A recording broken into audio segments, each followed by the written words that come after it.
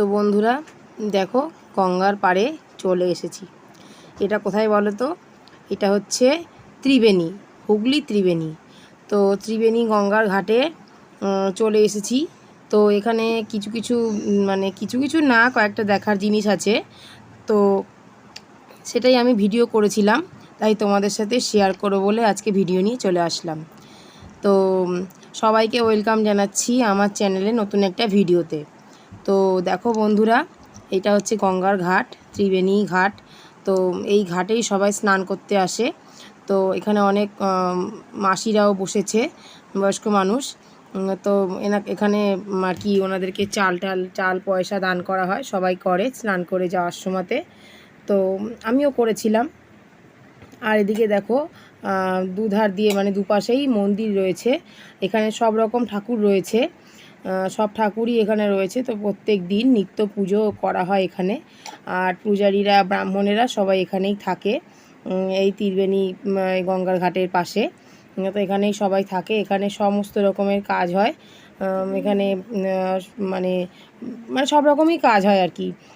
মানুষ মারা গেলেও সব রকম কাজ হয়, বা শ্রাদ্ধ শান্তি, তারপরে আতুর হলে সব কিছু এখানে কাজকর্ম করা হয়। তো এই দেখো দুধারেই মন্দির রয়েছে।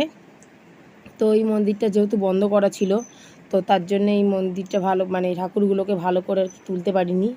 এটা আমি দূর থেকে ভিডিও করছিলাম, তো তার জন্যে নিচে অনেকে বসেছিল, তো যেতে পারিনি। তার জন্য দূর থেকে ভিডিওটা আমার করতে হয়েছে।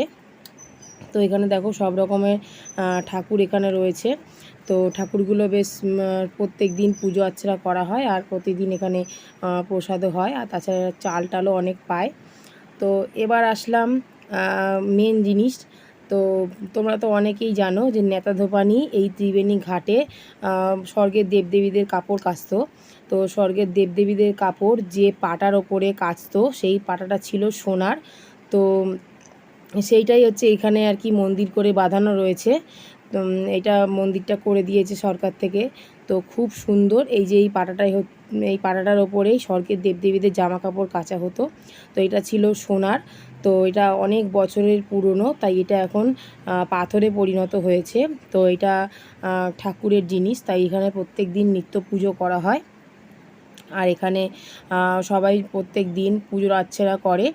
তো দেখতেই পাচ্ছ এখানে সমস্ত রকম মানে ফুল টুল দিয়ে আর কি সাজানো রয়েছে, আর হচ্ছে জলও দেওয়া রয়েছে। তো ধূপধুনো দেওয়া হয়।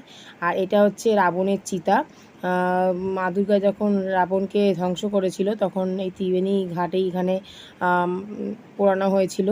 তো এই চিতা কখনোই নেভে না, তো সবসময়তেই জ্বলতে থাকে, একটু কাঠ দিলে এটা আগুন জ্বলে। তো এইটুকুনি তোমাদের সাথে আমি শেয়ার করলাম। তো ভালো লাগলে লাইক কমেন্ট করো। তো এসেছিলাম একটুখানি শ্মশানের দিকে ঘুরতে, তাই জন্য মনে করলাম যে তাহলে আমি যখন এসেছি, তো আমিও একটুখানি ভিডিও করে নিয়ে যাই, আমার বন্ধুদের দেখাতে পারবো। তো তার জন্যই আর কি আসা, আর ভিডিওটাও তুলেছি। তো এটা হচ্ছে শ্মশান। তো শ্মশানটা একটুখানি তুলেছি।